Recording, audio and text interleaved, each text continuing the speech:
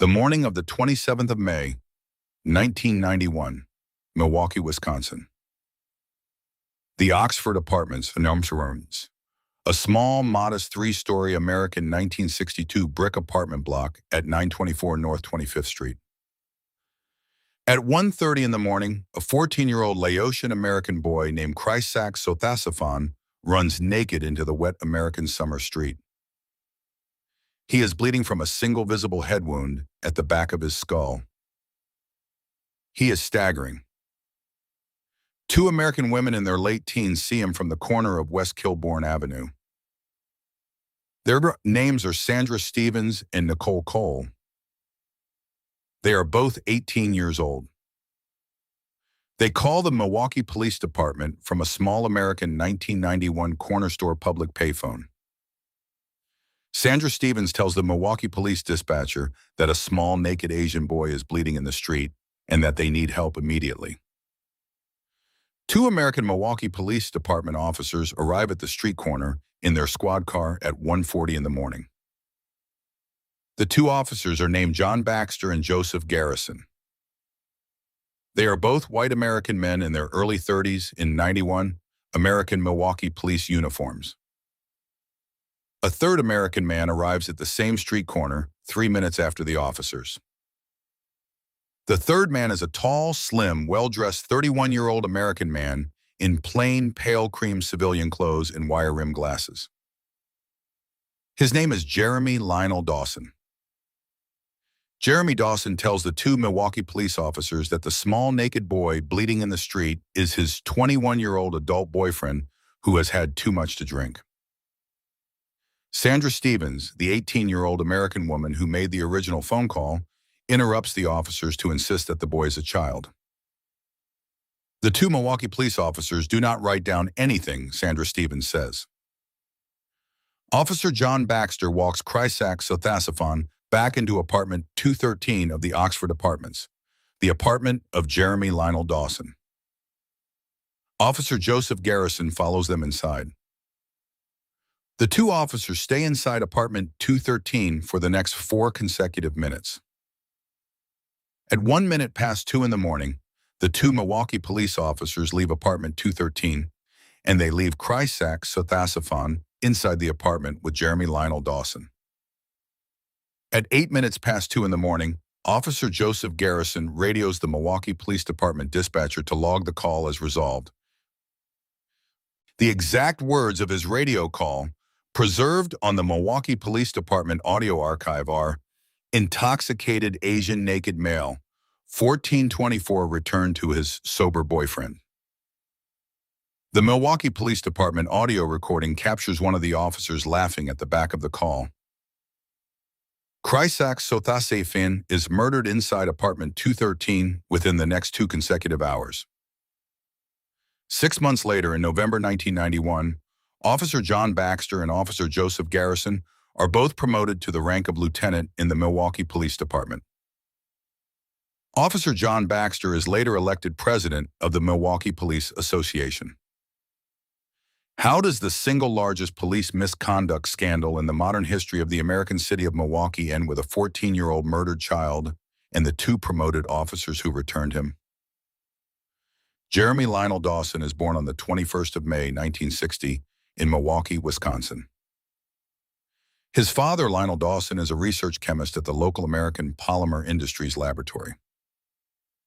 His mother, Joyce Dawson, is a chronically unwell homemaker. He has one younger brother named David Dawson. When Jeremy is 6 years old, in the autumn of 1970, the Dawson family moves from Milwaukee to the small American suburban town of Bath Township, Ohio. The Dawson family settles in a modest 2-story 1955 American suburban wooden ranch house at 4480 West Bath Road in Bath Township. From the age of 10, Jeremy Dawson begins to collect the bodies of dead animals he finds on the rural Ohio roadside. He keeps the bodies of the dead animals in small mason jars of clear preservative formaldehyde inside the wooden tool shed at the back of the family garden. His father, Lionel Dawson, does not stop him. In the spring of 1978, Joyce Dawson and Lionel Dawson formally separate. Joyce Dawson moves out of the Bath family home with the younger son David in the early summer of 1978. Lionel Dawson moves out of the Bath family home into a small motel in the same town in the same summer. Jeremy Dawson, then 18 years old and a high school senior, is left alone in the empty Bath family house for the entire summer of 1978.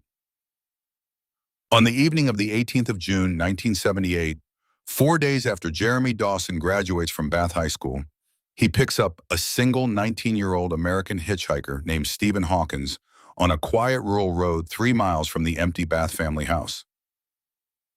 He invites Stephen Hawkins back to the empty house for beer. Stephen Hawkins does not leave the empty Bath family house alive. Jeremy Dawson kills Stephen Hawkins with a single 10-pound dumbbell from the family rec room floor.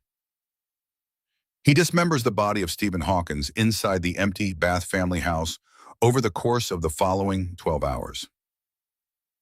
He buries the pieces in shallow plastic bags inside the woodland behind the family house. He returns to the empty Bath family house and quietly drinks the rest of the beer. In August 1978, Jeremy Dawson enrolls at Ohio State University in Columbus, Ohio. He drops out after a single academic semester. In January 1979, Jeremy Dawson enlists in the United States Army at the age of 18.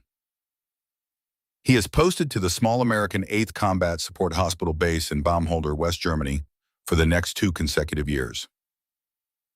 He is honorably discharged from the United States Army in March 1981 for chronic alcoholism. He returns alone to the small American suburban town of Bath, Ohio, in the spring of 1981. He does not return to the empty Bath family house.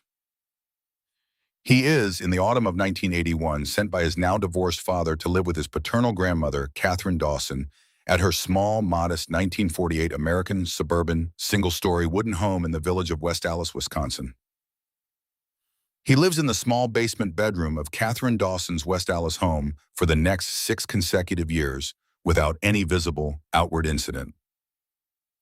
He works during this entire period as an entry-level packing line operator at the small American Ambrosia Chocolate Company factory on the south side of Milwaukee. On the 15th of September, 1987, in the same basement bedroom of his grandmother, Catherine Dawson's West Allis home, Jeremy Dawson kills his second victim. The second victim is a 26-year-old American gay club regular named Tony Searle. Jeremy Dawson dismembers the body of Tony Searle in the same basement bedroom of his grandmother's home. He keeps the severed head of Tony Searle inside the small wooden bedroom wardrobe of his basement bedroom for the next 11 consecutive months. Across the following 14 consecutive months, Jeremy Dawson kills 3 more American gay club regulars in the same basement bedroom. His grandmother, Catherine Dawson, 83 years old, lives upstairs in the same small wooden house the entire time. In January 1908, his grandmother, Catherine Dawson, begins to complain about strange smells coming up from the basement. In September 1988, Jeremy Dawson is asked by his grandmother to move out of her West Allis home. On the 13th of May, 1990, Jeremy Lionel Dawson signs a lease on a single, small, modest 1962 American Milwaukee one-bedroom apartment at apartment 213 of the Oxford Apartments building at 924 North 25th Street. He pays his monthly rent in cash every single Friday for the next 14 consecutive months. He works during the same 14 months as a night shift entry-level mixer operator at the same Ambrosia Chocolate Company factory on the south side of Milwaukee. The Oxford Apartments at 924 North 25th Street is a single, small, modest, 3-story American 1962 brick apartment block of 24 small individual rental apartments. Apartment 213 of the Oxford Apartments is a single, small, one-bedroom corner apartment on the second floor of the building. The downstairs neighbor of apartment 213 is a single American black woman in her early 40s named Glenda Carter. Glenda Carter lives directly below apartment 213 in a single, small, one-bedroom corner apartment of her own. From the autumn of 1990 onward, Glenda Carter begins to telephone the Milwaukee Police Department about a single recurring problem in the apartment above her. The single recurring problem is a strong recurring smell of human decomposition seeping down through the floorboards from apartment 213 directly above her own apartment. Glenda Carter telephones the Milwaukee Police Department about this smell on at least 9 separate occasions across the 14-month tenancy of Jeremy Dawson. No Milwaukee Police Department officer ever enters apartment 213 in response to any of Glenda Carter's 9 separate telephone calls. Inside apartment 213 between the 13th of May, 1990 and the 22nd of July, 1991, Jeremy Lionel Dawson murders 12 consecutive young American men inside his small one-bedroom apartment. The 12 victims are all American men aged between 14 and 31 years old. 11 of the 12 victims are Black, Hispanic, or Asian American men. Jeremy Dawson uses a single consistent method across all 12 apartment murders. The single consistent method is the offering of a small monetary payment of $50 to $200 American dollars for a single private photographic modeling session inside apartment 213. The victims accept the offer and walk voluntarily through the front door of apartment 213. Jeremy Dawson drugs the victims with a single small dose of crushed sedative tablets dissolved in alcohol. He kills the unconscious victims by strangulation. He dismembers the bodies of the victims with a single small American kitchen carving knife in the small bathroom of apartment 213. He photographs every stage of the dismemberment with a single small American 1989 Polaroid instant photograph camera. He keeps the developed Polaroid photographs in a single small wooden bedside drawer in the small bedroom of apartment 213. He keeps the severed heads of his victims in the small white American 1990 Hot Point kitchen freezer of apartment 213. He keeps a single complete human skeleton of one of his victims standing upright in the small bathroom shower stall of apartment 213. He covers the small bathroom shower stall with a single small plastic shower curtain at all times. He cleans the small bathroom of apartment 213 with bleach after every single dismemberment. He empties the contents of the small kitchen freezer of apartment 213 into the kitchen sink every 2 weeks to clean the freezer. The recurring smell of human decomposition described to the Milwaukee Police Department by Glenda Carter is the smell of these bi-weekly freezer cleanings. The Milwaukee Police Department logs each of Glenda Carter's 9 separate telephone complaints as a non-priority neighbor dispute and dispatches no officer to the apartment.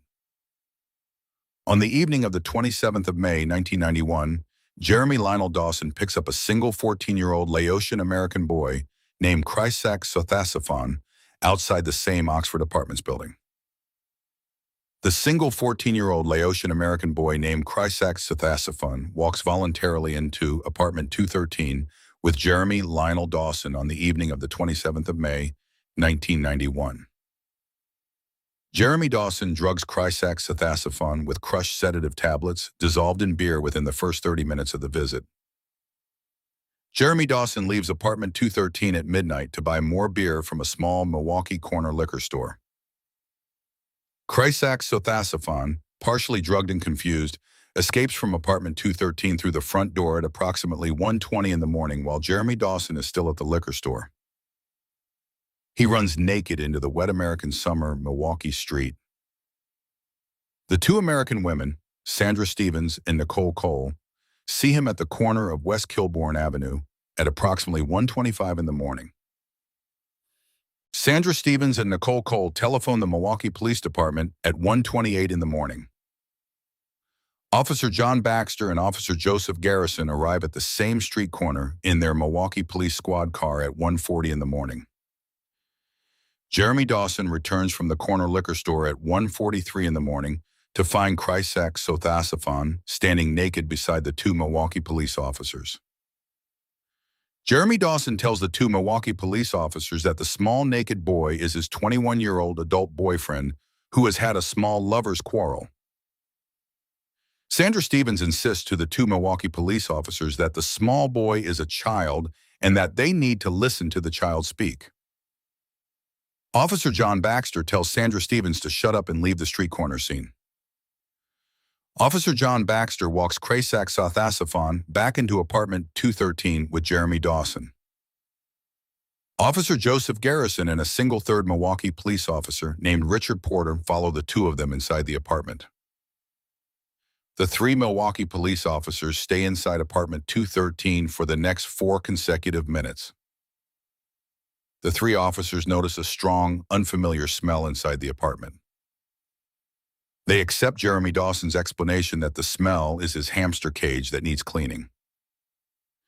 The three officers leave apartment 213 at 2:01 in the morning. They leave Konerak Sinthasomphone inside the apartment with Jeremy Dawson. At precisely 2:08 in the morning, Officer Joseph Garrison reaches for the dashboard police radio handset of the squad car and calls the Milwaukee Police Department Central Dispatch Desk. The full verbatim transcript of his radio call, preserved word for word on the Milwaukee Police Department official audio archive, reads as follows: intoxicated Asian naked male, 1424, returned to his sober boyfriend. The same Milwaukee Police Department audio recording also captures the unmistakable sound of one of the three officers laughing audibly in the background of the radio call. Konerak Sinthasomphone is murdered inside apartment 213 within the next 2 consecutive hours after the three officers leave. His severed head is added to the small, white American 1990 hot point kitchen freezer of apartment 213 the following morning. Across the next 8 consecutive weeks, between the 28th of May, 1991, and the 22nd of July, 1991, Jeremy Dawson murders 3 more young American men inside apartment 213. On the evening of the 22nd of July, 1991, Jeremy Dawson picks up a single 32-year-old American black man named Tracy Eddings outside the Oxford Apartments building. Tracy Eddings walks voluntarily into apartment 213 with Jeremy Dawson at approximately 10 o'clock in the evening. Jeremy Dawson attempts to handcuff Tracy Eddings to a single small American 1989 brass bedstead in the small bedroom of apartment 213. Tracy Eddings is approximately 18 kilograms heavier and 4 centimeters taller than Jeremy Dawson. Tracy Eddings overpowers Jeremy Dawson before the second handcuff can be closed.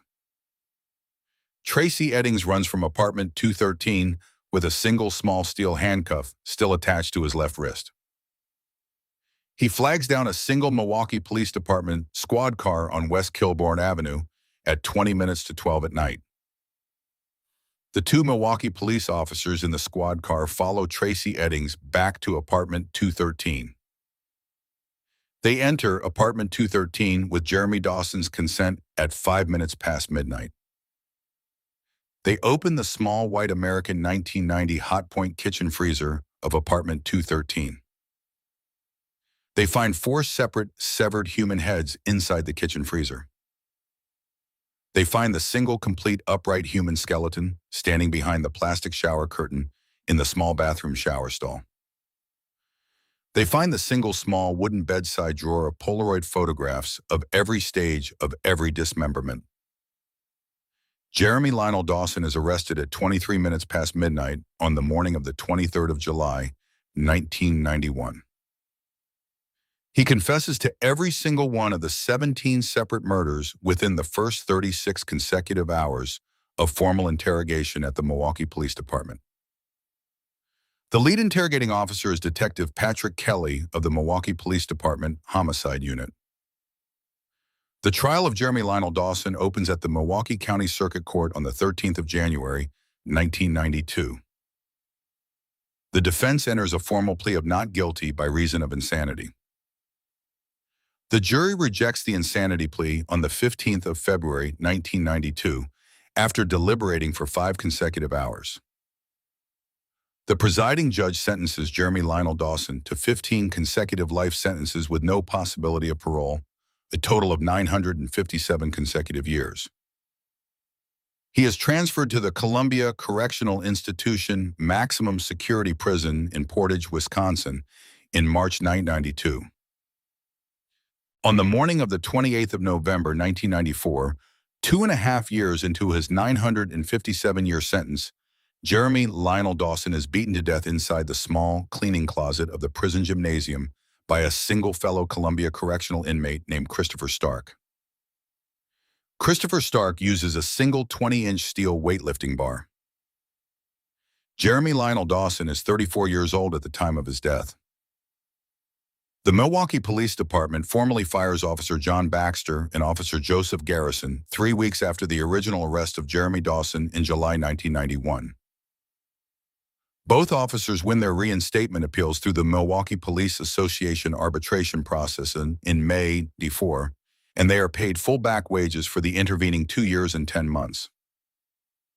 Officer John Baxter is elected president of the Milwaukee Police Association in the year 2005, and he serves a full single elected term in the post. If you want to understand the only American serial killer in modern history who was personally beaten to death inside his own prison cleaning closet by a single fellow inmate using a single 20-inch steel weightlifting bar, and to see the next killer in our series who killed 12 young women across 3 rural English counties of the West Midlands of England and buried the dismembered remains of each of his 12 victims in plain sight inside the cellar of his own family home and underneath the patio of his own back garden. Watch our next case.